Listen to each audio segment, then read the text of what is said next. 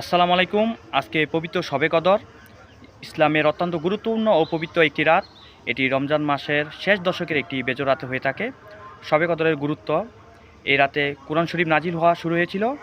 কোরআন শরীফে বলা হয়েছে এই রাত হাজার মাসের চেয়ে উত্তম।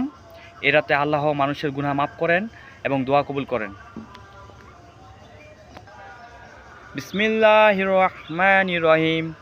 ইন্না আনজালনাহু ফি লাইলাতুল কদরি খায়রিম মিন আলফি শাহরি তানাজ্জালু মালাইকাতু ওয়ার রূহ ফিহা বিইজনি আমরি রাব্বি মিন কুল্লি আমরি সালামুল হিয়া হাত্তা মুতলাইল ফাজরি।